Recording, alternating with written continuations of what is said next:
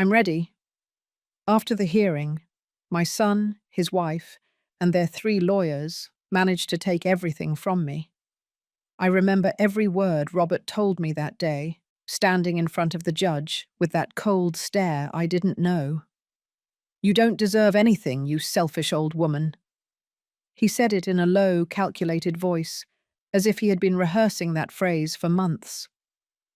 Patricia, his wife, was beside him, her arms crossed and that slight smile that chilled my blood. The 3 lawyers neatly stacked their papers on the table, satisfied. They had won. I had lost everything. The house where I raised Robert, 30 years of savings from work, the bank account I had set aside for my final days. Everything. The judge signed the documents without looking me in the eye. All I could do was sit there, on that hard, cold chair, feeling my life crumble in silence. I left that courthouse without knowing where to go. Literally, I had no place to return to. I walked for hours with my old purse hanging from my shoulder, feeling that every step took me further away from the woman I once was. Teresa Miller, 62 years old, widow, mother, now, nothing. I slept on a park bench that night, not because I wanted to, because I had no choice. And now, 6 weeks later, here I am, hunched over in a corner, rummaging through the trash, looking for empty cans to sell. My hands tremble as I separate the aluminum from the plastic. I don't know if it's because of the cold early morning air or the hunger I've been feeling for 3 days. Maybe it's the shame. That shame that burns me every time someone walks by and looks away. I've been wearing these same clothes for 2 weeks. They smell like dampness, like the street, like defeat. I sleep in an abandoned doorway near the town square. Ironic. The same square where I used to take Robert when he was a boy. Now I sleep 2 blocks from the house that was mine, the house he took from me. Sometimes I wonder how I ended up here. How the boy I used to feed by hand when he was sick turned into the man who left me on the street. How everything I built collapsed in a single hearing. But there's no point in asking myself those questions anymore. The reality is this. Me collecting cans to buy a loaf of bread. Me sleeping on the ground. Me. Invisible. I put the cans in a torn bag I found days ago. It has a hole in the corner, but it works. I walk slowly toward the recycling center. My feet hurt. The shoes I'm wearing are broken, and the pavement hurts me with every step. But I keep going because that's all I can do. Keep going. The man at the recycling center doesn't even look at me when I hand him the cans. He counts in silence, gives me a few dollars, and motions with his hand for me to leave. He doesn't say thank you. He doesn't say anything. To him, I'm just one more. An old woman collecting trash. Nothing special. Nothing important. I buy half a loaf of bread at the corner store. The woman working there looks at me with pity, but doesn't say anything. She hands me the bread wrapped in a thin bag, and I leave quickly. I can't stand that look, that silent compassion that makes me feel even smaller. I sit down in the square, on the same bench where I slept the first night. I eat slowly, savoring every bite, because I don't know when I will eat again. The sun begins to set, and the square fills with people returning from work. Families, couples, children running. Everyone has a place to go. Everyone but me. I close my eyes for a moment and take a deep breath. The fresh evening air fills my lungs. I try to remember what my life was like before, what it was like to wake up in my own bed, make coffee in my kitchen, sit in my living room to watch television. But those memories hurt.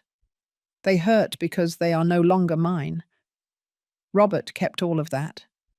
He sleeps in my bed now. He drinks coffee in my kitchen. He lives the life I built. And I am here. I open my eyes when I hear footsteps approaching. A man walks towards me. He is wearing a dark suit, well pressed, and carrying a folder under his arm. He stops in front of me and looks at me with an expression I can't decipher. It's not pity. It's not contempt. It's something else. Something like recognition. "Excuse me," he says in a firm but kind voice. "You're Teresa Miller." My heart stops for a second. No one has called me by my name in weeks. No one has looked me in the eye as if I were a real person. I look at him without answering, confused, even scared. Who is this man? What does he want from me? I nod slowly, not knowing what else to do. He takes a deep breath, as if preparing to say something important. He opens the folder under his arm and pulls out a white, sealed envelope. He hands it to me carefully. "Mrs. Miller, my name is Isaac Gale. I am a lawyer. I have been looking for you for 3 weeks. 3 weeks." He looks at me intently and then says something that makes my whole body freeze. "Your brother passed away 2 months ago, and he left you something. A mansion valued at $3 million and a cash inheritance of $20 million. The world stops. I can't breathe. I can't think. $20 million. A mansion. My brother. The brother I hadn't spoken to for more than 15 years. The brother who left and never returned. But there is a condition," the lawyer continues, and his voice becomes more serious. "A very specific condition that you must fulfill to receive the inheritance. And believe me, Mrs. Miller, when I tell you that this condition is going to change everything." My hands tremble as I take the envelope. I open it slowly, with fear, with hope, with something I hadn't felt in a long time. Something like life. I take out the letter inside. The handwriting is my brother's. I recognize it immediately, and as I begin to read, I feel something inside me, something I thought was dead, starting to wake up. That day was when everything began to change. Before everything fell apart, I had a simple life. Nothing luxurious, nothing extraordinary, but it was mine. I had my house, my routine, my small moments of peace. I got up every morning at 6, made coffee in the kitchen I knew by heart, and opened the curtains to let in the light. That house wasn't big, but I had paid for it with my own work, with years of effort and sacrifice. I lived there for 35 years, first with my husband, Robert, until a heart attack took him when Robert was just 8 years old. Afterwards, alone with my son, raising him, giving him everything I could. I worked as a secretary in an accounting office for 25 years. I didn't earn much, but it was enough. It was always enough, because I knew how to manage. I knew how to make every dollar count. Robert grew up in that house. He learned to walk there. He celebrated every birthday there. He studied for his exams there. I watched him grow up with pride. He was a good boy, responsible, affectionate, or so I thought. Maybe I only saw what I wanted to see. Maybe a mother is always blind when it comes to her son. When Robert turned 30, he met Patricia. She showed up one day at the house, holding my son's hand, with a perfect smile and expensive clothes. Too expensive for someone who claimed to work in a clothing store. She told me she was a manager, but something in her eyes made me doubt. There was a coldness there, an ambition I didn't know how to name. At first I tried to be kind. I tried to accept her. Robert seemed happy, and that's what mattered, right? But Patricia started changing things, small things at first. Comments, suggestions. "Teresa, don't you think this house is too old for you alone?" "Teresa, Robert is worried about your finances. Maybe you should let him help you." "Teresa, at your age you should be resting, not working so hard." I didn't understand what she was trying to get at. I thought she cared about me. How naive I was. A year after meeting her, they got married. It was a small wedding in a rented hall. I paid half. Robert asked me with that look I had known since he was a child, that look that melted my heart. "Mum, just this once. I promise I'll pay you back." He never paid me back, but at that moment I didn't care. It was my son's wedding, my only son. After the wedding, everything changed faster. Patricia convinced Robert that they needed their own place. I agreed. It was natural. Newlyweds need their space. But then the visits started. The serious conversations, the proposals. "Mum, Patricia and I were thinking, this house is too big for you. It has 3 bedrooms and you only use one. Wouldn't it be better if you sold it and moved to a smaller apartment? Something easier to maintain?" I refused. That house was mine. It was all I had left of the life I built with Robert. It was the place where my memories grew. I wasn't going to sell it. Then they started with another strategy, more subtle, more dangerous. "Mum, at your age you should have your papers in order. What if you get sick? What if you have an accident? You should give me legal power of attorney, just to protect you, to make sure everything is okay." He said it with so much concern, with so much supposed tenderness, that I almost believed him. Almost. But something inside me doubted. Something told me not to sign anything. So I said I would think about it. That I needed time. That bothered them. I saw it on Patricia's face. That mask of kindness cracked for a second, and I saw what was underneath. Rage, impatience, pure ambition. But they didn't give up. They kept insisting, week after week, visit after visit. Until one day, Robert arrived with 3 men in suits. He said they were lawyers, that they came to help me organize my finances, to protect my assets. "It's just a formality. Mum, we need you to sign some papers. It's for your own good." I was tired, so tired of fighting, so tired of feeling alone, so tired of being seen as an obstacle. So I signed. I signed without reading properly. I signed trusting my son. I signed believing he would never hurt me. What a mistake. What a terrible mistake. 2 months later, I received a court summons. I didn't understand what it meant. I called Robert, confused, scared. He told me not to worry, that he would take care of everything, that I just had to go to the hearing and everything would be fine. But nothing was fine. The day of the hearing, I arrived alone. Robert was there, but not by my side. He was on the other side of the room, with Patricia, with the 3 lawyers. They looked at me as if I were a stranger, as if I were the enemy.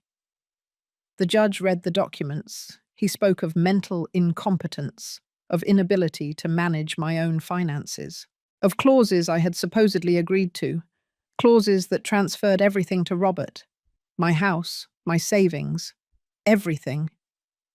I tried to speak. I tried to explain that I hadn't understood what I was signing, that I had been tricked. But my voice sounded weak, broken, and no one listened to me.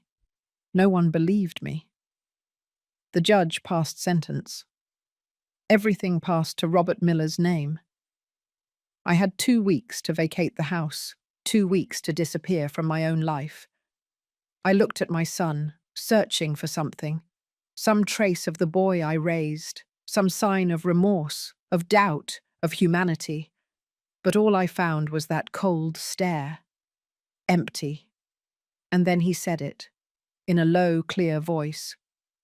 "You don't deserve anything, you selfish old woman." Patricia smiled. The lawyers closed their folders, and I stayed there, sitting, feeling my world fall apart into pieces. I left that courthouse aimlessly. I walked for hours, without knowing where to go, without having anywhere to go. I called some friends, acquaintances, but everyone had excuses. Everyone was busy. Everyone disappeared when I needed them most. That night, I slept on a bench, and the next, and the next, until I stopped counting the days, until the street became my only home. Now, 6 weeks later, I hold this letter in my trembling hands. The letter from my brother, the brother who left 15 years ago after an argument we never resolved, the brother who built a fortune while I struggled to survive, the brother who apparently never forgot me. And as I read his words, written in his own hand, I feel something I haven't felt in a long time. Something like hope. Something like justice. Maybe, just maybe, this isn't over. The letter trembles in my hands. I can't stop looking at my brother's handwriting. That slanted, firm script, which I would recognize anywhere. 15 years have passed since we last spoke. 15 years since that absurd fight that separated us forever. Oh, so I thought. The lawyer, Isaac Gale, sits beside me on the bench. He doesn't say anything for a moment. He just watches me read. The first line of the letter hits me like a punch to the stomach. Teresa, if you are reading this, it means I'm gone, and it means they finally found you. My eyes fill with tears. I can't help it. My brother is dead. Mark, my younger brother, the boy I looked after when our parents worked late, the rebellious teenager who left home at 18, the man who made a fortune in real estate and never looked back at me. I keep reading. Every word is a blow, every sentence a reminder of everything we lost. I know we haven't spoken in years. I know I failed you. I know when you needed me most. I wasn't there. But I want you to know something, Teresa. I never forgot you. Not for a single day. I followed your life from afar. I knew when you were widowed. I knew when Robert grew up. I knew when you worked yourself to exhaustion to give that boy everything. And I knew, too, when that same boy betrayed you. I gasped for air. How did he know? How did he know what Robert did to me? I hired investigators 6 months ago, the letter continues. When I knew I was sick, when I knew I didn't have much time left, I needed to make sure you were okay. What I discovered enraged me. It broke my heart. My nephew, the son you raised alone, was planning to strip you of everything, and I couldn't do anything to stop him in time. Forgive me for that, sister. Forgive me for not acting sooner. Tears fall onto the paper. I don't care. I keep reading. That's why I left very specific instructions. I am leaving you everything I have. The mansion on the outskirts of the city, $3 million in properties, $20 million in cash and stocks. It's all yours, Teresa. Everything. But there is a condition, a single condition that you must fulfill to receive this inheritance. The letter stops here. I look at the lawyer, confused. He nods his head and pulls another document from his folder. The condition is here, Mrs. Miller, he says in a serious voice. Your brother was very clear. You can receive the full inheritance. But first, you must live in the mansion for 3 months. 90 exact days. Without leaving. Without giving up. And during that time, you must gather documented evidence of everything your son did to you. Every paper signed. Every deception. Every lie. Your brother wanted you to have the tools to defend yourself, to recover what is yours, to prove the truth. I remain silent. I can't process what I'm hearing. 3 months in a mansion, gathering evidence against Robert. What for? To confront him, to destroy him, I whisper. My voice is hoarse, broken. Why would Mark want me to do this? Why not just give me the money and be done with it? Isaac looks at me with something like compassion. Because your brother knew you, Mrs. Miller. He knew you are not the type to seek revenge. He knew you would forgive your son without a second thought. He knew that even after what he did to you, you would continue to protect him. That's why he set this condition. To force you to see the truth. To force you to face what happened. To give you the opportunity to recover your dignity. His words pierce me. He is right. I would have forgiven Robert, despite everything, despite the nights on the street, despite the hunger, despite the humiliation, because I am his mother, and mothers forgive. They always forgive. But something inside me twists, something dark, something that has been growing during these 6 weeks of abandonment, something that dangerously resembles rage. And if I refuse, I ask, if I don't want to meet the condition? Isaac sighs. Then the inheritance will be donated to charities. You will receive nothing. Your brother was very clear about that too. Either you accept the conditions, or you renounce everything. I look at the letter again. I look at my dirty hands, my broken nails, my clothes that smell of misery. I look at the bag of empty cans at my feet. I look at the bench where I have slept for weeks. And then I look at the lawyer. What if I discover there isn't enough evidence? What if the papers were destroyed? Your brother thought of that, Isaac replies. He hired a team of private investigators before he died. They already gathered copies of documents, recordings, testimonies. Everything is stored in a safe inside the mansion. You just have to review everything, organize it, understand it, and then decide what to do with that information. Decide what to do. Those words echo in my head.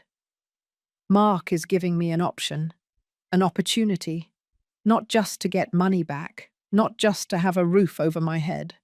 He is giving me the opportunity to regain my voice, my truth, my justice. But I'm afraid. A deep fear that paralyzes me. What if I can't do it? What if seeing all that evidence completely breaks me? What if confronting Robert shatters what little is left of me? I don't know if I can, I admit in a low voice. I don't know if I'm strong enough. Isaac places a hand on my shoulder. It's a kind gesture. Human. It's been so long since anyone touched me with kindness that I almost burst into tears. Mrs. Miller, your brother wrote something else at the end of the letter. Something you should perhaps read now. He hands me another sheet. The last page. I read it with blurred eyes. Teresa, if you are hesitating, if you are scared, I want you to remember something. You were the strongest person I ever knew. When Dad died, you were 16 years old, and you took care of me as if you were my mother. When Mum got sick, you worked all day and took care of her all night without ever complaining. When your husband died, you got up and kept going for your son. That strength didn't disappear. Sister, it's just asleep. It's time to wake it up. Not for revenge, not for hatred, but for you, because you deserve it. Because your own life is worth fighting for. It was always worth it. I love you, Teresa, and I regret not telling you when I was alive. Now it's up to you to decide who you want to be, the woman who gives up, or the woman who gets up one more time. I close my eyes. I take a deep breath. The cold evening air fills my lungs. I hear the sounds of the square, children laughing, birds singing, life happening all around me, life that I am also a part of. Still, I open my eyes and look at Isaac. I accept, I say. My voice sounds firmer than I expected. I accept the condition. I'm going to do this. The lawyer smiles. It's a genuine smile. Relieved. Then let's go, Mrs. Miller. I'll take you to your new house. Well, your temporary house, for now. He helps me get up. My legs are shaking, but I steady myself.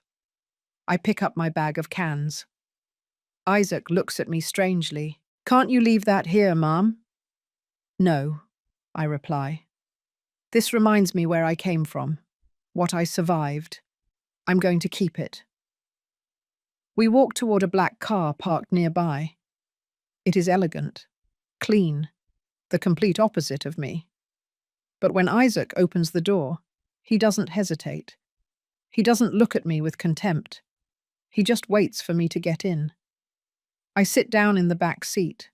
It's soft, comfortable. It smells like new leather. I close my eyes for a moment and feel something inside me begin to change. It's not hope yet. Not exactly, but it's something. Something small. Something that looks like possibility. The car starts and we drive away from the square, from the bench, from the cans, from the life I led for 6 weeks. I look out the window and see the city passing by.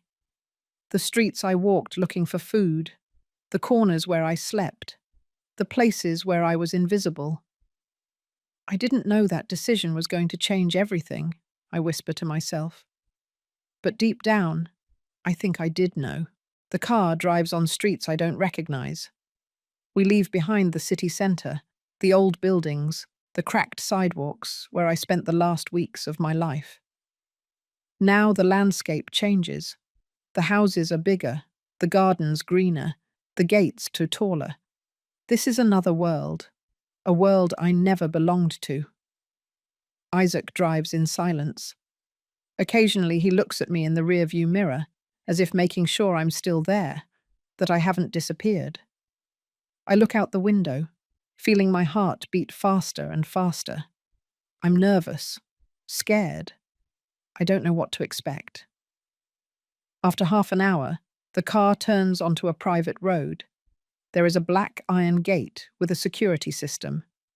Isaac enters a code, and the gate opens slowly. We enter, and then I see it. The mansion. It's enormous. 3 stories of light stone and huge windows. It has a front garden with fountains and perfectly trimmed trees. The driveway is made of white cobblestones that gleam in the afternoon sun. There are wide stairs leading up to the main door, a solid wood door with carved details. I can't believe this is real. I can't believe my brother lived here. The same Mark who grew up with me in a 2-bedroom house. The same boy who shared my room because there was no more space. Now this. All this. Welcome to your temporary home, Mrs. Miller, Isaac says as he stops the car in front of the stairs. I get out slowly. My legs barely support me. I look up at the windows, at the balconies. It's too much. Everything is too much. Did my brother live here alone? I ask. The last 5 years? Yes, Isaac replies. After his wife passed away, he didn't remarry. He didn't have children. This house was his refuge, his work, and now it's yours. We walk up the stairs together. Each step weighs me down. When we reach the door, Isaac takes out a set of keys and hands them to me. These are yours now. The front door, the study, the bedrooms, everything. I take the keys with trembling hands. They are heavy. They are real. This is real. I open the door and we go inside.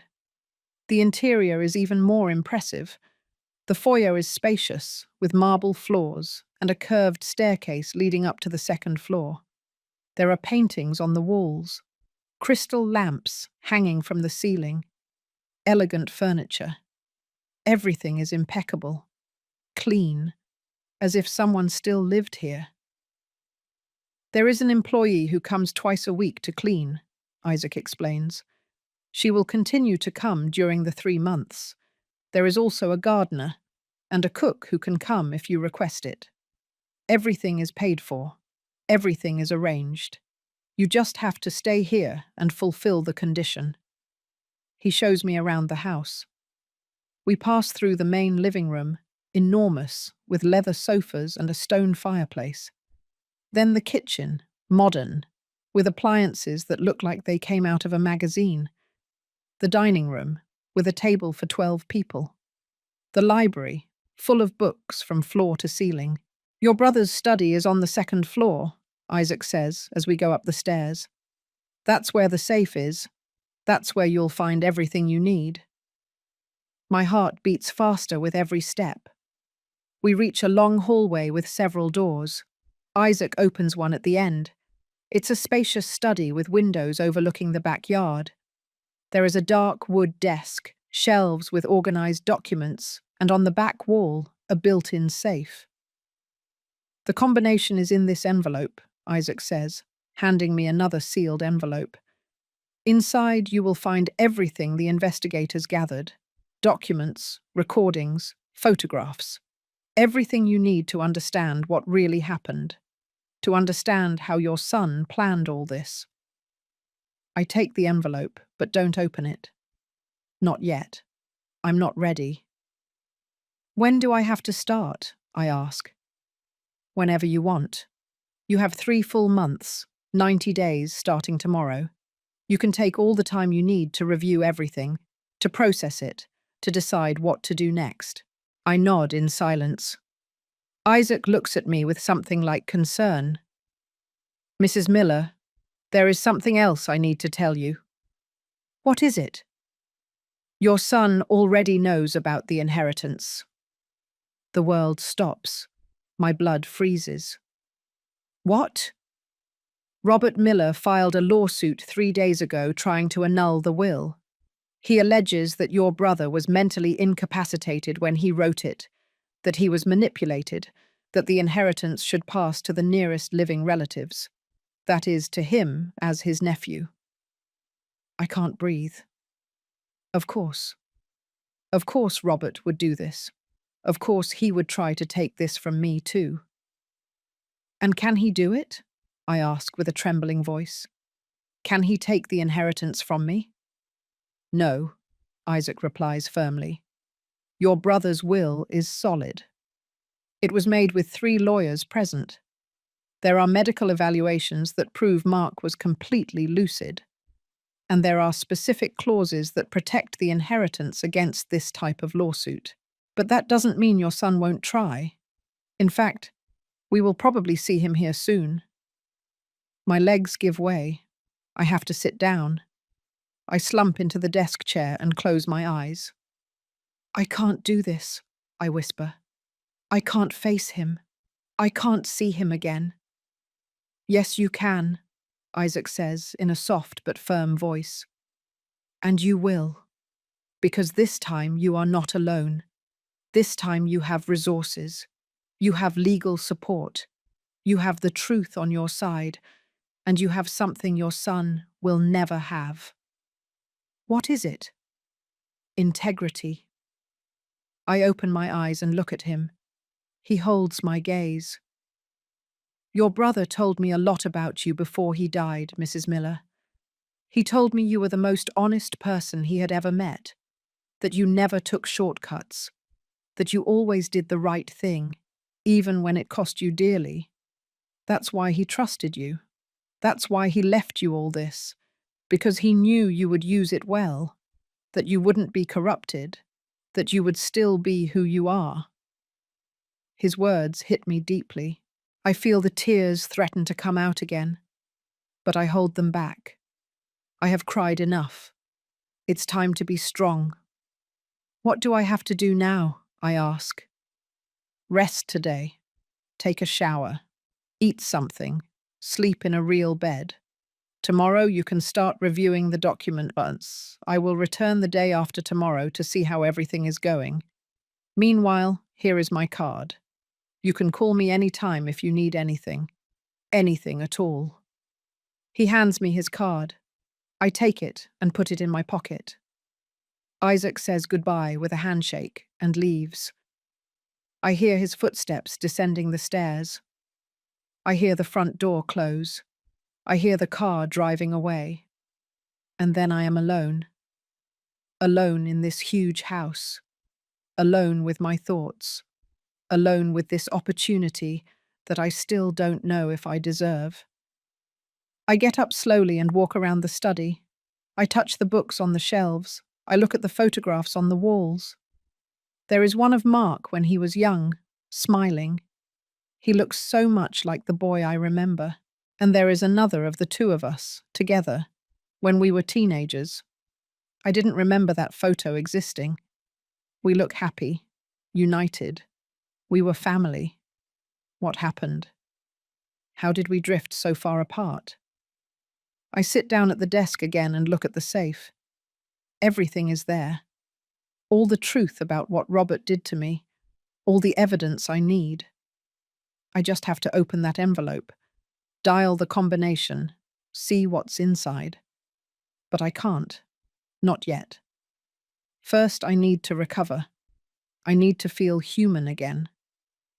I leave the study and explore the rest of the second floor. I find several bedrooms. They are all furnished, clean, ready. I choose one at the end of the hall with large windows overlooking the garden. The bed is huge with white sheets that look like clouds. I enter the connected bathroom. It's bigger than the bedroom I slept in at my old house. There is a deep tub, a shower with glass doors, mirrors, everywhere. I turn on the shower and let the water run. Hot steam fills the bathroom. I take off my dirty clothes, the clothes I've been wearing for weeks. I look at them on the floor and feel disgust. Disgust at what they represent. Disgust at what I lived through. I step into the shower and the hot water hits me like a blessing. I cry. I finally allow myself to cry. I cry for everything I lost, for everything I suffered, for all the nights on the street, for the hunger, for the loneliness, for the betrayal. I cry until there are no more tears. Then I wash myself. I scrub my skin until it hurts. I wash my hair 3 times. I want to remove every trace of those weeks. I want to feel clean again. I want to feel like myself again. When I step out of the shower, I find soft towels hanging on silver hooks. I wrap myself in one and look at myself in the mirror. I barely recognize myself. I am thinner, older. There are new wrinkles around my eyes. But there is also something else. Something in my gaze. Something that wasn't there before. Determination. I go down to the kitchen wrapped in the towel.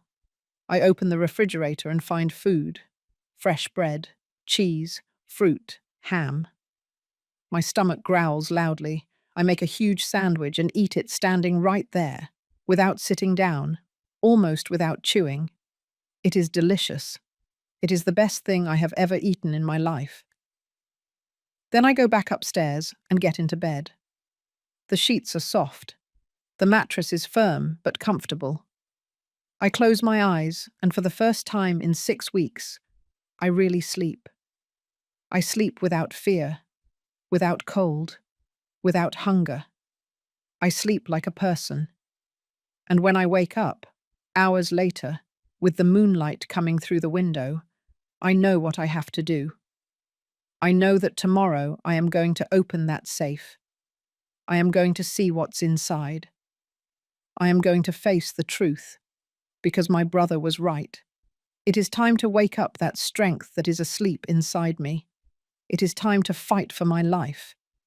And this time, I'm not going to lose. The next morning, I wake up with the sun streaming through the window. For a moment, I don't know where I am. I look at the high ceiling, the elegant curtains, the crystal lamp.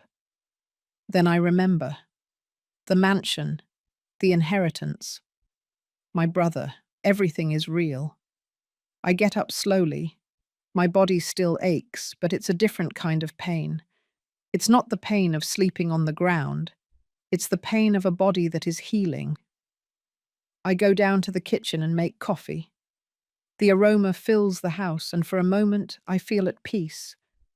But that peace doesn't last long, because I know what I have to do today. I have to open the safe. I have to see the truth. I go up to the study with a cup of coffee in my hand. I sit down at the desk and take out the envelope Isaac gave me. I open it and find a paper with the combination. 6 numbers written in my brother's handwriting. I walk to the safe and dial the numbers. I hear a click. The door opens. Inside there are folders, many folders, all labeled with dates. I take out the first one and open it on the desk. They are copies of the documents I signed, the same ones they made me sign that day when the lawyers came to my house.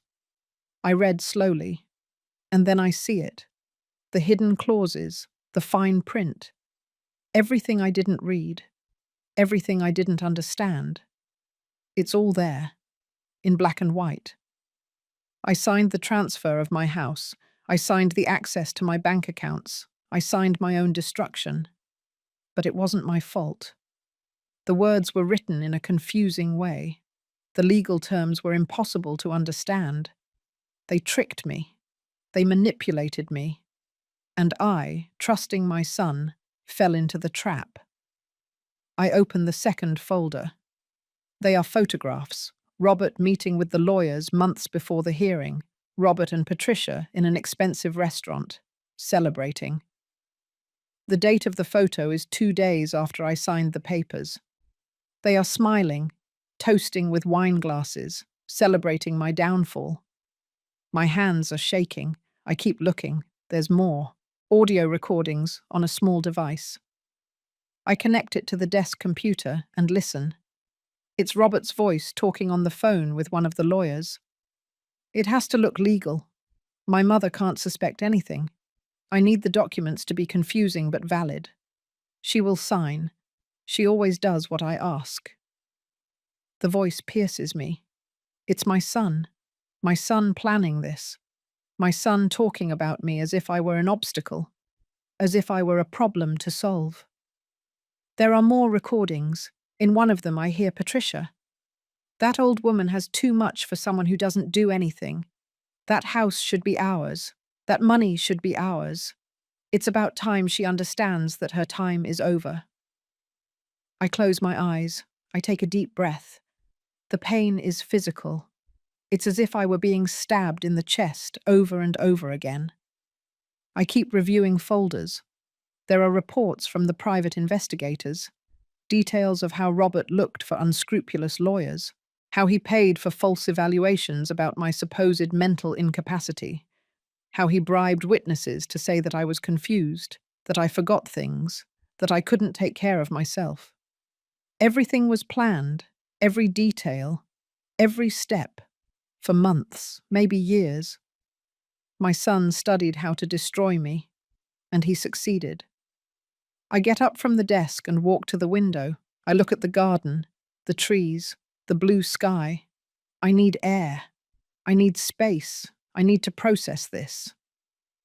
Just then I hear the doorbell. My heart speeds up. I'm not expecting anyone. I slowly descend the stairs and look through the peephole, and what I see freezes my blood. It's Robert. He is standing in front of the door with Patricia by his side, both dressed elegantly, both with that expression of superiority that I know so well. I touch the doorknob, but don't open it. I'm not ready. Not now. Not after seeing everything I just saw. Robert rings again. Harder. I know you're there, Mom. Open the door. We need to talk. His voice. That voice that used to lull me to sleep when he was a baby. That voice that asked for bedtime stories. Now it sounds cold, calculating, threatening. I'm not going to open, I say from the other side of the door. My voice sounds firmer than I expected. This is ridiculous, I hear Patricia's voice. That inheritance doesn't belong to you. You have no right to be here. I have every right, I reply. My brother left this to me. It's legal. It's mine. Your brother was crazy, Robert says. And you are too if you think you're going to keep this. I already filed a lawsuit. My lawyers are going to annul that will. And when they do, I'm going to kick you out of here just like I kicked you out of your house. His words hit me. But this time I don't break down. This time I have something he doesn't know I have. I have the truth. I have the evidence. I have everything I need bound to destroy him. Go away, Robert, I say in a calm voice. I'm not going to open this door, and I'm not going to let you take anything else from me. Never again. There is silence on the other side. Then I hear footsteps walking away. I hear a car starting up. They left. For now. I return to the study.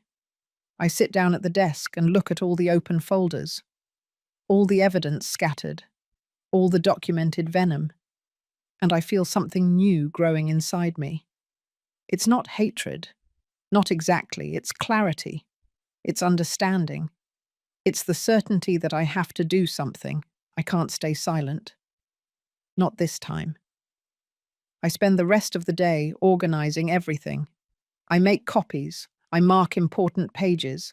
I listen to the recordings over and over until every word is etched into my memory. Every lie, every betrayal, every moment my son decided I didn't matter. When night falls, I have everything organized in a master folder. Everything I need is here.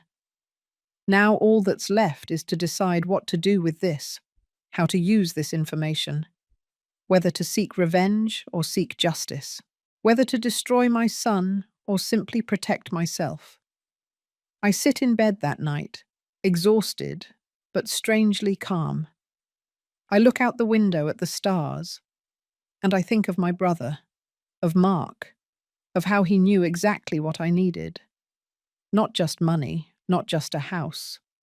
I needed this. I needed to see the truth. I needed to understand that it wasn't my fault, that I'm not crazy, that I was the victim of something calculated and cruel. And now that I know, now that I have the proof, I have to decide who I want to be, the mother who keeps forgiving, or the woman who finally defends herself, the victim who hides, or the survivor who fights. I close my eyes and whisper in the dark. Thank you, Mark. Thank you for not forgetting me. Thank you for giving me this opportunity. And for the first time in a long time, I feel something like hope, something like power, something like justice. Now it's my turn. The days pass, and I immerse myself in the documents. Every morning I get up, make coffee, and go up to the study. I read, I analyze, I take notes. Every folder I open reveals a new layer of the betrayal. But it also reveals something else to me. It reveals who I was before all this, and who I can be again. One afternoon, while reviewing one of the last folders, I find something different. They are not legal documents or recordings. It's a small wooden box, hidden at the back of the safe. I carefully take it out and open it. Inside there are letters, many letters, all written by my brother Mark, all addressed to me, but never sent. I take the first one with trembling hands. It is dated 10 years ago, right after our last fight, the fight that separated us. I start reading. Dear Teresa, 3 months have passed since we screamed horrible things at each other. 3 months since I called you a controlling person, since you called me selfish. I've wanted to call you 1,000 times, but my pride stops me. I was always proud. You know that. But I want you to know something. I never forgot everything you did for me. When Dad died and Mum fell apart, you were 16, and you took care of me, as if you were my mother. You dropped out of school to work. You sacrificed so I could continue studying, and I never thanked you the way I should have. Forgive me. Sister, forgive me for being a proud idiot. Tears fall onto the paper. I keep reading letter after letter. There are dozens, one for each year, sometimes 2 or 3 a year. In all of them, Mark talks about me, about his memories, about his guilt, about his love. In a letter dated 5 years ago, he writes about Robert. I hired an investigator to see how you were doing. I know it's invasive. I know I should just call you. But I'm still a coward. The investigator told me about your son, about how he treats you, about that woman he married. Teresa, I'm worried. I see signs that something bad is going to happen. That boy has the look of someone who only thinks of himself, like I was before. But worse, much worse. If I could, I would tell you to walk away, to protect what is yours. But I have no right to tell you anything, not after all these years of silence. My heart aches. Mark knew. He saw it coming, and he tried to warn me in the only way he could, by leaving me this inheritance, by leaving me these tools, by giving me the opportunity to defend myself when it was already too late for him to intervene. There is one more letter, the last one. It is dated 2 weeks before his death. Teresa, if you are reading this, it means they finally found you. It means you are in my house. It means you saw all the evidence. And it means you now know the truth. I know it hurts. I know seeing your own son betray you is the greatest pain there is. Believe me, sister, I also suffered when I saw what was happening. But you needed to see it. You needed to understand it, because you, with that huge heart you always had, would have forgiven without looking back. You would have said that children deserve second chances. You would have carried the guilt, as you always did. But not this time. This time I want you to see that it was not your fault, that you were a victim, and that you deserve justice, not revenge, justice. There is a difference, Teresa. Revenge destroys, justice restores. You decide which path to take. But whatever it is, I want you to know something. I am proud of you. I always was. You are the strongest person I ever knew, and I regret with all my heart not telling you this when I could look you in the eyes. I love you, sister. I always loved you. Now live. Live the life you deserve, the life they took from you, the life you can get back. Your brother who never stopped thinking about you. Mark. I fold the letter carefully and put it back in the box. I cry. I cry for everything Mark and I lost, for all the years we could have had together that pride stole from us, for all the conversations we never had, for all the hugs we never gave each other. But I also cry with gratitude, because even in his silence, my brother took care of me. Even from afar, he protected me. And now, from his death, he is giving me the opportunity to take back my life. I wipe my tears and take a deep breath. Mark is right. I have to decide. Revenge or justice. Destruction or restoration. Hatred or dignity. I can't sleep that night. I toss and turn in bed, thinking, remembering, imagining. I see scenes in my mind. Robert as a child, running towards me with open arms. Robert as a teenager, embarrassed to be picked up from school. Robert as an adult, introducing me to Patricia with that fake smile. Robert at the hearing, looking at me with contempt. You don't deserve anything, you selfish old woman. Which of those Roberts is the real one? Or are they all? Can a person hold so much love and so much hatred, so much tenderness and so much cruelty? At 3 in the morning I get up. I go down to the study. I turn on the light and sit down at the computer. I open a blank document and start writing. I write everything. Everything I feel. Everything I discovered. Everything I want to say, but haven't been able to. The words flow like a river. Page after page. until the sky begins to lighten and I realize I have been writing for hours. I read what I wrote. It is a letter for Robert, but I'm not going to send it. Not yet. First, I need something else. I need a plan. Over the next few days, I work on that plan. I talk on the phone with Isaac. I tell him what I found. I ask him about legal options. He explains that I can file a countersuit against Robert. I can accuse him of fraud, of manipulation, of financial abuse against an elderly person. I can take him to trial. I can destroy his reputation. I can make him pay for what he did. But do you want to do that, Mrs. Miller? Isaac asks me, in that calm voice of his. Do you really want to enter a legal war with your son? Because if you do, there's no turning back. Once we start, this will become public, dirty, painful. I don't know, I admit. I don't know yet. Then take your time. Think about it carefully, because this decision is going to define not only your relationship with him, but also who you are. What kind of woman do you want to be after all this? His words echo in my head for days. What kind of woman do I want to be? The question haunts me. It wakes me up at night. It accompanies me during meals. It observes me from the mirror every morning. One afternoon, while walking through the garden, I find something I hadn't seen before. In a remote corner, there is a small stone bench with a plaque. I approach and read. To Teresa, the sister who taught me what sacrifice means, someday I will bring you here. Someday I will tell you everything I kept silent. Your brother, Mark. I sit on that bench and cry again.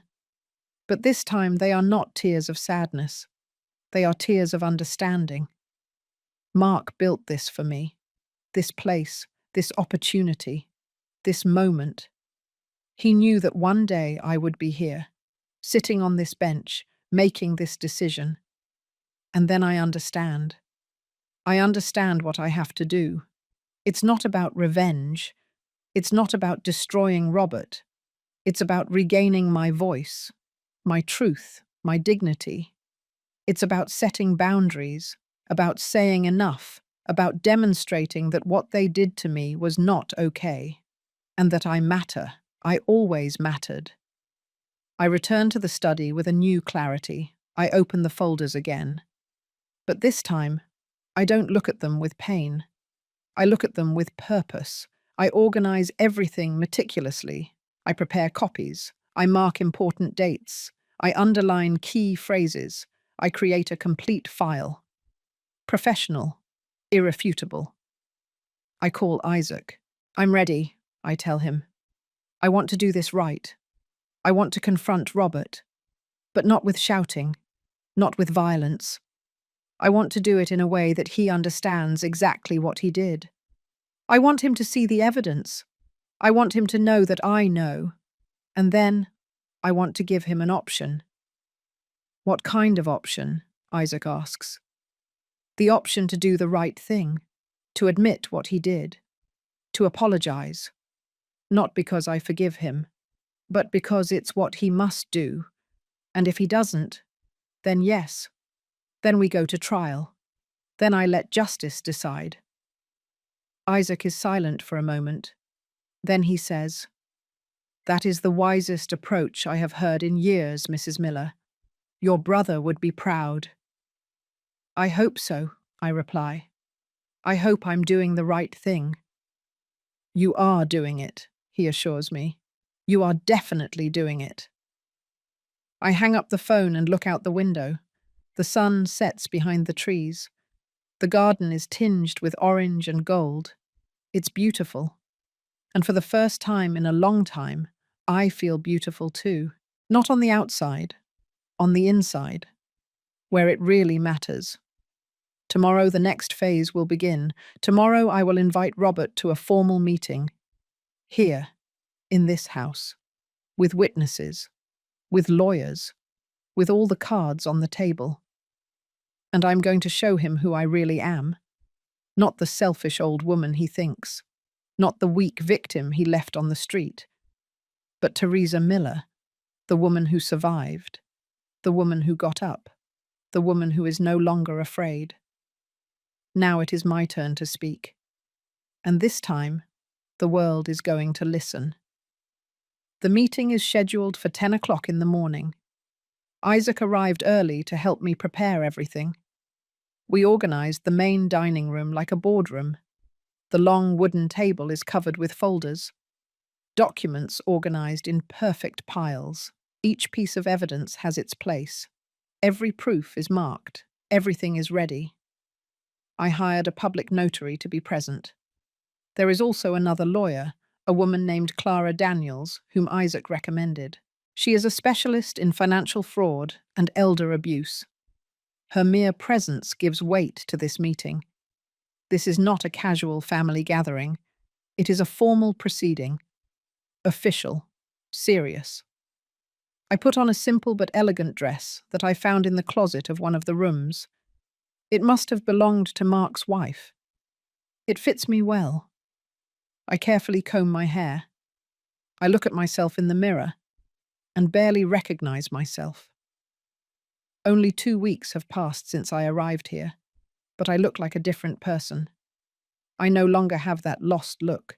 I no longer have slumped shoulders. I am standing up, firm, ready. At 10 o'clock sharp, the doorbell rings.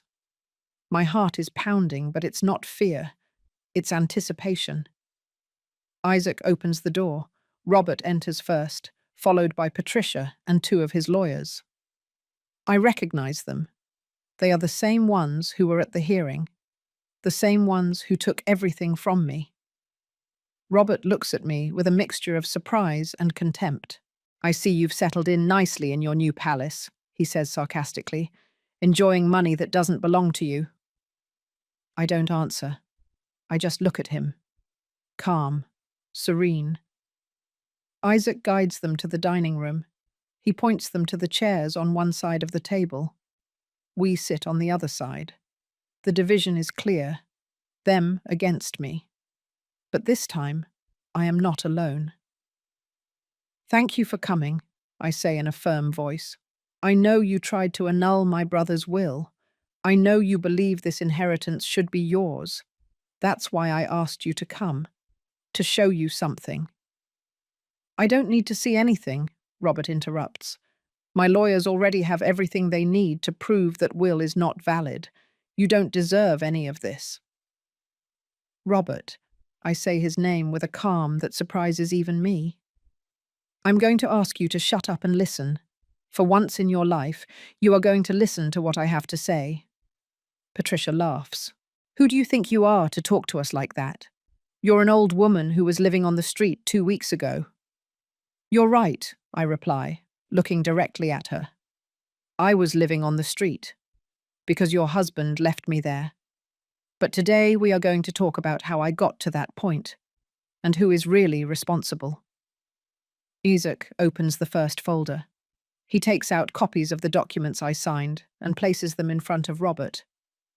"These are the papers you made your mother sign 8 months ago. Do you recognize them?" Robert barely looks at them. "They are legal documents. She signed voluntarily." "Voluntarily?" I ask. "Is it voluntary when you lie to your mother about what she is signing?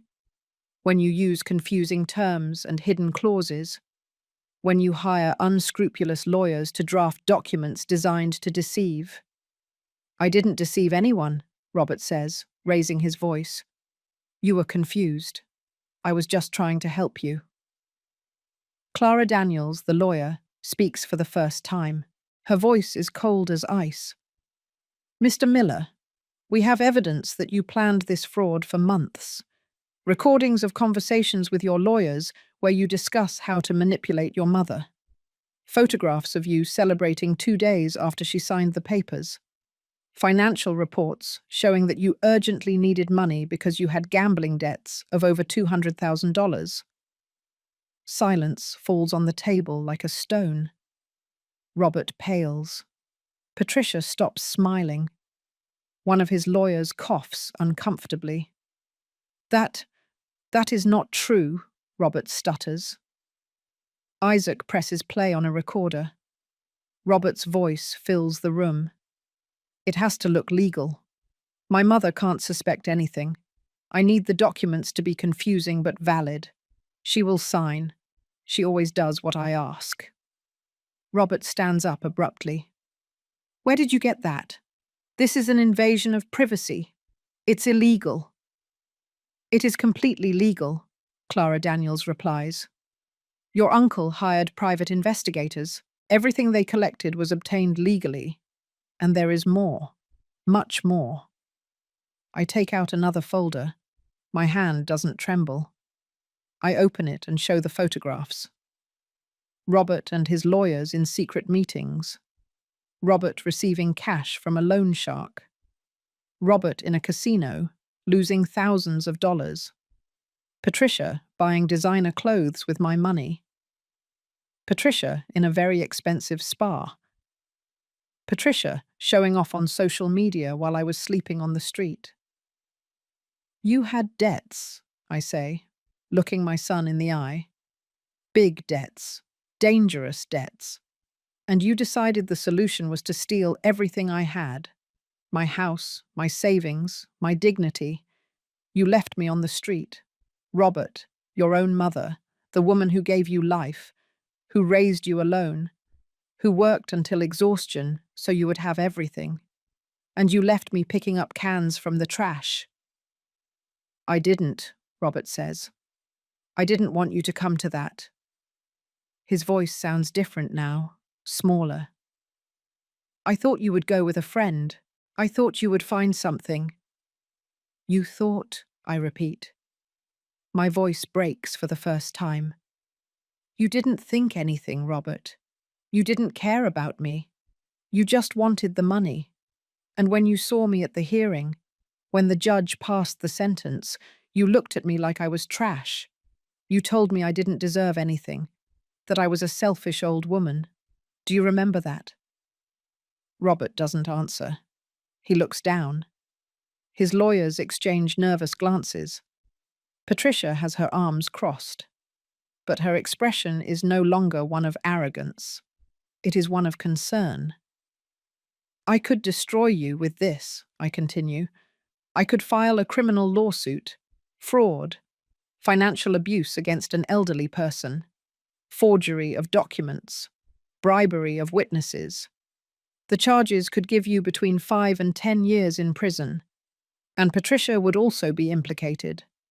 Both of you could lose everything, your freedom, your reputation, your future. Are you going to do it? Robert asks. For the first time, I hear fear in his voice. I remain silent for a moment. I look at them, at my son, at his wife, at the lawyers who helped them, and I think of Mark's words, revenge or justice, destruction or restoration. I don't know, I answer honestly. It depends on you. On me? Robert asks, confused. Yes, on you. I'm going to give you an option. One single opportunity. You can admit what you did, publicly. You can sign a full confession. You can give me back my house. You can deposit the money you stole from me back into my account. And you can apologize. Not because I forgive everything. Not because we go back to being a happy family. But because it's the right thing to do. Because it's what you owe me. And if I do that, Robert asks, then what? Then I don't file criminal charges. We keep this in the civil court. I recover what was mine. You go on with your life. I go on with mine. Separate, but without mutual destruction. And if I refuse, I look at him intently. If you refuse, then these documents go to the district attorney's office tomorrow morning. And I swear to you, Robert, I will do everything possible to make you pay for what you did to me. Not for revenge, for justice. so that no other mother has to go through what I went through because of her son. The tension in the room is palpable. One of Robert's lawyers leans over and whispers something in his ear. The other nervously checks the copies of the documents. Patricia has her hands clenched on the table. "How much time do I have to decide?" Robert finally asks. 72 hours, Isaac answers. 3 days. After that, Mrs. Miller will proceed as she deems necessary. Robert slowly gets up. Patricia and the lawyers follow him. They head toward the door without saying anything else. Before leaving, Robert turns around and looks at me. There is something in his eyes that I hadn't seen in months. Something that looks like remorse. Or maybe it's just fear. I don't know. I can no longer read my son. "Mom," he says in a low voice. It's the first time he's called me that since the hearing. "Yes, I'm sorry. I'm sorry you came to this. I'm sorry for everything." I don't answer. I just look at him. And then I close the door. When they leave, I remain standing in the foyer. Isaac puts a hand on my shoulder. "You did very well, Mrs. Miller. You were perfect." I don't feel perfect, I admit. I feel tired. "It's normal. But you should be proud. You gave your son something he never gave you. You gave him a chance. That's more than most people would have done." I nod in silence. I go up to my room and sit on the bed. I look out the window at the garden, the bench with Mark's plaque, the trees, the sky. And I wonder what Robert will decide. Whether he will take the chance I gave him, or if he will force me to go all the way. But whatever his decision is, I have already made mine. I am no longer a victim. I am no longer the woman who accepts everything in silence. I am Teresa Miller, and I matter. I always mattered. Now all that's left is to wait. The 3 longest days of my life. 72 hours waiting. Every minute feels like an eternity. I can't sleep well. I wake up several times every night, wondering what Robert is thinking, if he is considering my offer, if his pride will be stronger than his common sense.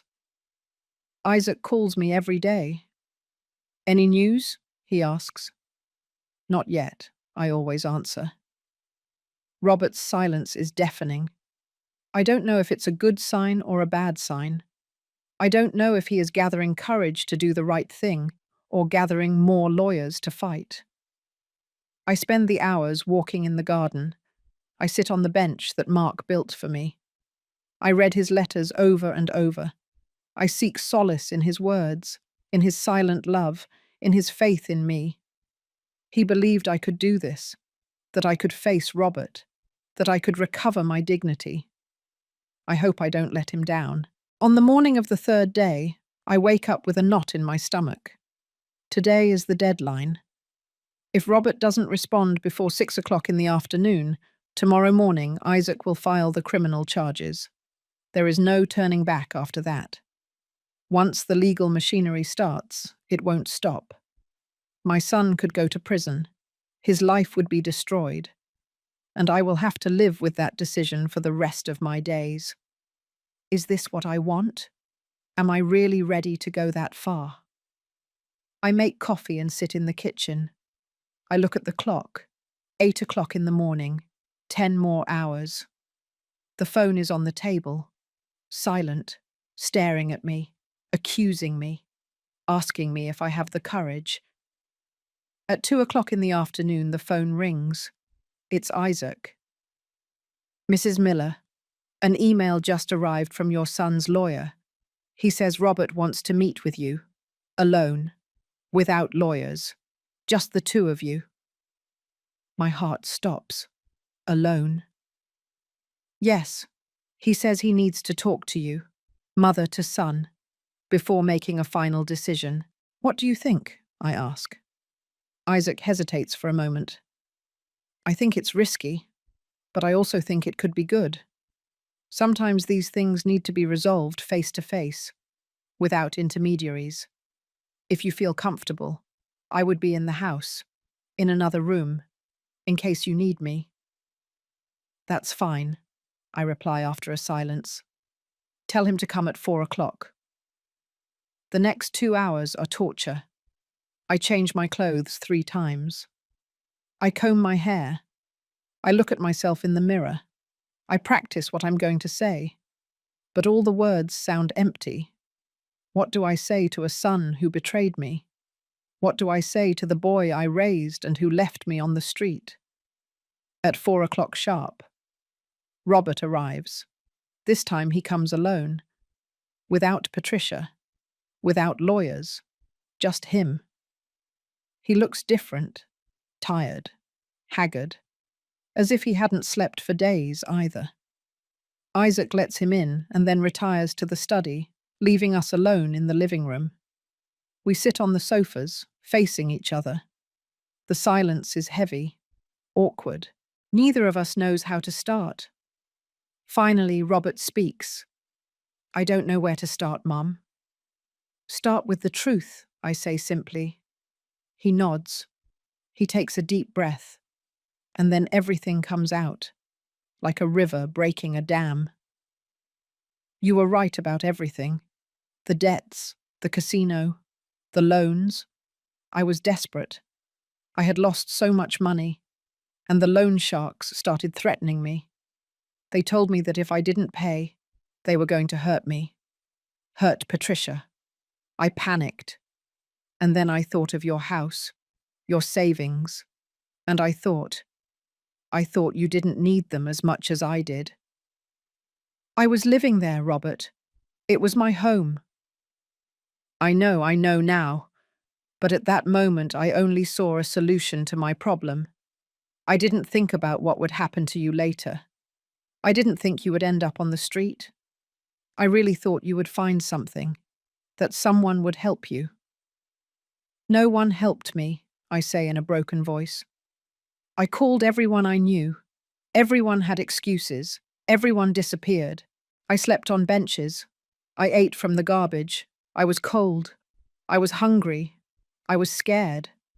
And you were sleeping in my bed, in my house, with my money, without feeling anything.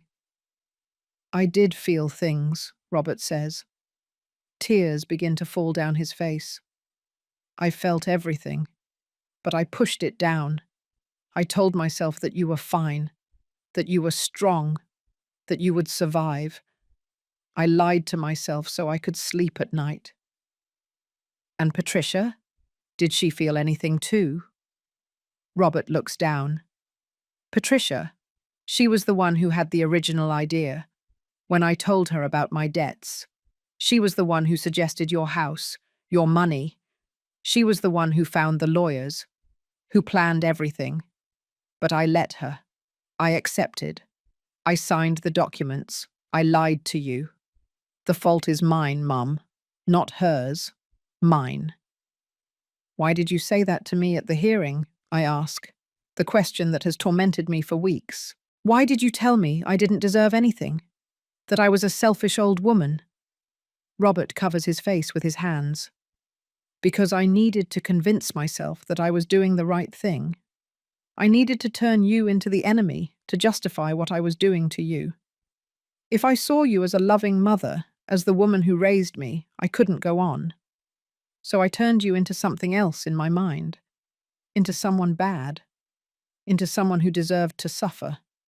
It was easier that way. His words break me, because I understand what he is saying. I understand how the mind works when we want to justify the unjustifiable, how we lie to ourselves, how we create false narratives so we can live with our decisions. And now, I ask, now what do you think of me? Robert looks at me. His eyes are red, swollen. Now I think you are the strongest person I know. You survived what I did to you.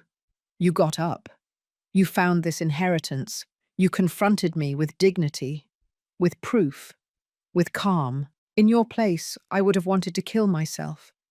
And you are giving me a chance. I don't deserve it, Mum.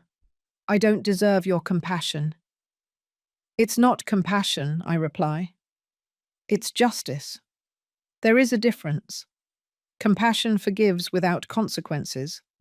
Justice demands that you pay for what you did, that you repair the damage, that you acknowledge the truth. That's what I'm asking you. And I'm going to do it, Robert says. I'm going to sign the confession. I'm going to give you back your house, your money, everything. I'm going to make a public statement admitting what I did. And afterwards, I'm going to move away from your life because I don't deserve to be in it.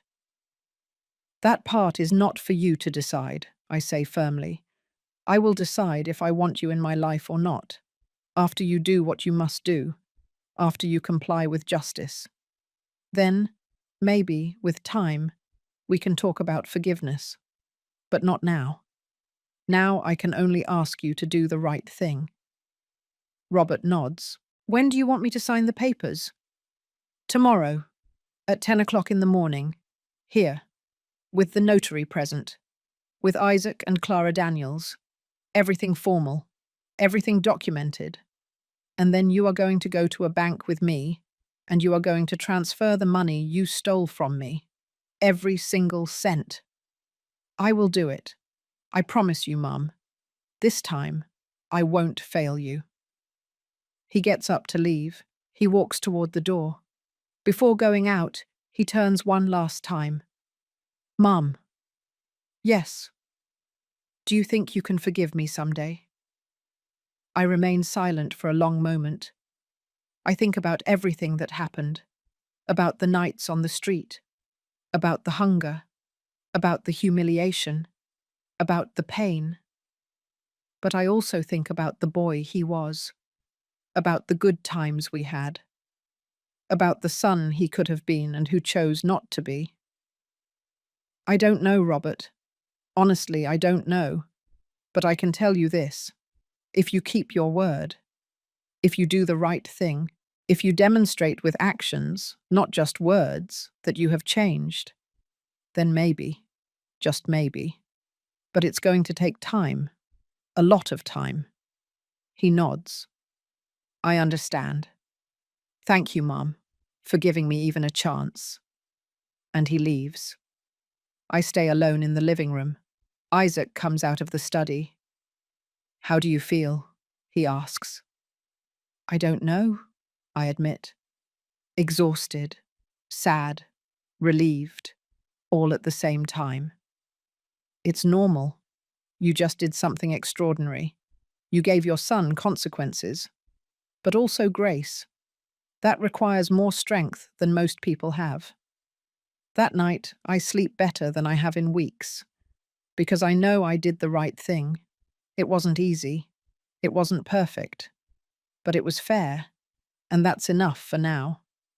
The next morning, Robert arrives on time. He signs all the documents, the full confession, the transfer of ownership of my house, the financial agreements, everything. Clara Daniels meticulously reviews them. The notary certifies each signature. It's official. It's real. I have recovered what was mine. Then we go to the bank. Robert makes the transfers, $350,000, all my money, back in my account. I see the numbers on the screen and I almost can't believe it. It's real. It really happened. I won. But it doesn't feel like a victory. It feels like a closure, like the end of a terrible chapter, and the beginning of something new, something I don't fully understand yet, but that I feel growing inside me. When we finish at the bank, Robert says goodbye. I'm going to seek help. Mum, therapy, Gamblers Anonymous meetings, things. I'm going to work on myself. And someday when I'm ready, if you are ready, I would like to try to rebuild something. Not like before. Something new. Something honest. I wish you the best, Robert, I say sincerely. Truly. But I need time. I need to heal. I need to find myself again. I understand. Goodbye, Mum. Goodbye, son. And he leaves. And I stay there, standing on the sidewalk, feeling the sun on my face, feeling the weight lifted from my shoulders, feeling for the first time in a long time that I am going to be okay, that I am strong, that I survived, and that now, finally, I can start living again.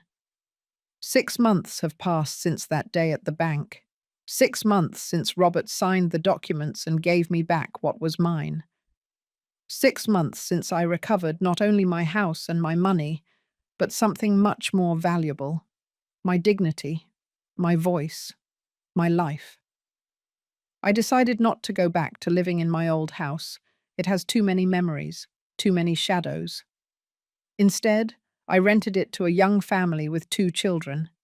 They take good care of it. They fill it with laughter, with new life. And I stayed here, in Mark's mansion. At first I thought it would be temporary, that after the 3 months I would move to a small apartment. But this place became my home. I feel my brother here, in every corner, in every detail. It's as if I finally returned to him after all those lost years. I made some changes. I converted one of the rooms into an art studio. I always liked to paint when I was young, but I gave it up when I got married, when I had responsibilities. Now I paint every day. Landscapes, portraits, colors that express everything I couldn't say for years. It's therapeutic. It's liberating. It's mine. I also started a project, something that keeps me awake at night in the best way. With part of Mark's inheritance, I created a foundation. It's called New Beginnings.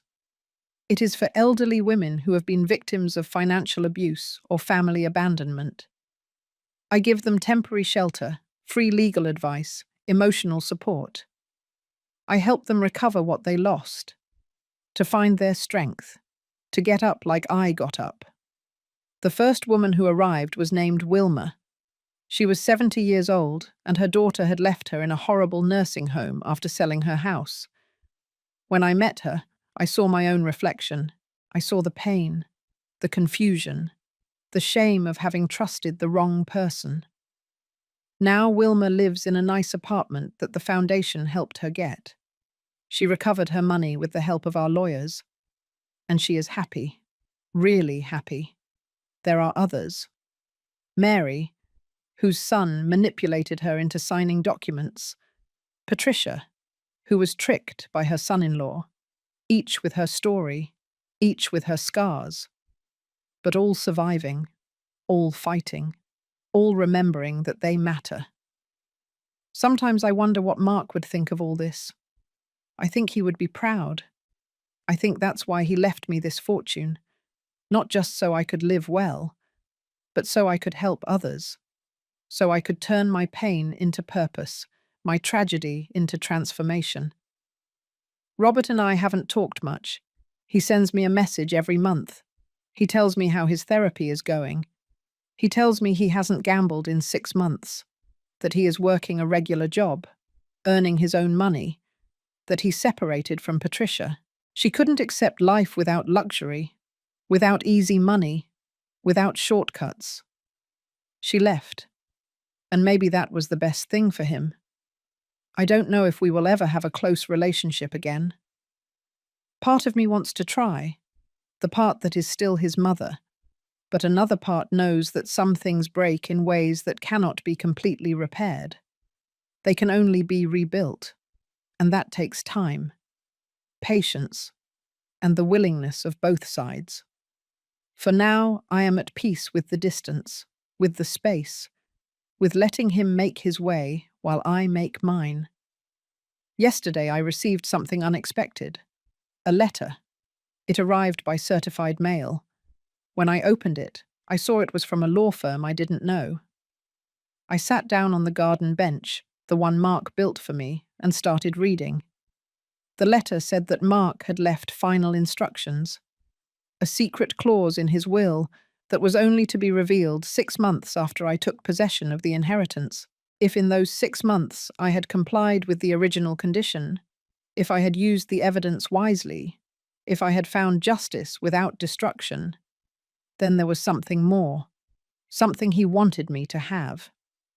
Attached to the letter was a sealed envelope. I opened it with trembling hands. Inside there was a key and a note in Mark's handwriting. Teresa, if you are reading this, it means you did the right thing. It means you faced your pain with dignity, that you sought justice, not revenge. I am proud of you, sister. I always was. This key is for a safe deposit box at the central bank. The number is on the back. There you will find one last surprise. Something I saved for you all these years. Something that proves I never stopped loving you. I never stopped taking care of you, even when we weren't talking. Enjoy it, use it well, and always remember that you matter, that you are strong, that you survived, and that your story doesn't end here. It's just beginning. With eternal love, your brother Mark. I cry as I read, tears of gratitude, of love, of loss, but also of hope. Mark thought of everything, even this, to give me something more. Not because I need more money, but because I needed to know that someone thought of me, that someone cared for me, that someone believed in me when I didn't even believe in myself. Tomorrow I will go to the bank. I will open that safe deposit box. I will see what Mark left me, but I already know it doesn't matter what it is. What matters is the gesture, the love, the connection that was never really broken. It was just silenced for a while. I get up from the bench and walk through the garden. The trees sway in the wind. The birds sing. The sun is setting, tinging everything golden. It's beautiful. And I am here to see it, to feel it, to live it. I think of the woman I was 6 months ago, the woman on the street, collecting cans, feeling invisible, feeling defeated. And I think of the woman I am now, standing in this garden, owner of my life, helping others, painting, creating, living. It wasn't easy to get here. There were moments when I wanted to give up, moments when the pain was too much. But I kept going, one step at a time, one day at a time. And here I am. I go into the house and up to the study. I look at the folders that are still stored in the closet. All the evidence, all the story of my fall and my resurrection. Someday I will write a book about this. I will share my story so that other women know they are not alone, that they can survive, that they can win, not with shouting, not with violence, but with truth, with dignity, with justice. I sit in front of the window and look at the stars beginning to appear in the sky, and I ask myself the question I ask myself every night. Would I have had the courage to do this without Mark's inheritance, without the documents, without the legal support? I don't know. Maybe yes, maybe no. But what I do know is that the world gave me more than money. It gave me an opportunity. It gave me tools. It gave me the possibility to fight when everyone thought I was finished. And I took that opportunity. I took it with both hands. And I didn't let go. Now my story is different. I am not the victim.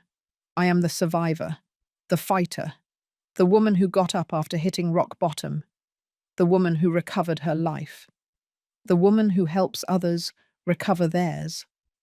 And this doesn't end here. It's just beginning. There are more women to help, more stories to change, more lives to touch. And I am ready, more ready than ever. I stand up and walk towards the study mirror. I look at myself. I really look at myself. And for the first time in a long time, I like what I see. Not because of the physical appearance, but because of what is behind the eyes. strength, purpose, life. I smile. It's a genuine smile. Real. And then I ask myself the final question. The question I ask anyone who reads my story. The question Mark asked me in his letter months ago. Would you have the courage to do what I did? Would you have the courage to face the person who hurt you? To seek justice without destruction? To get up after hitting rock bottom? To forgive without forgetting? To rebuild your life when everything seems lost? I hope so. I hope that if you ever find yourself in the dark, you remember my story.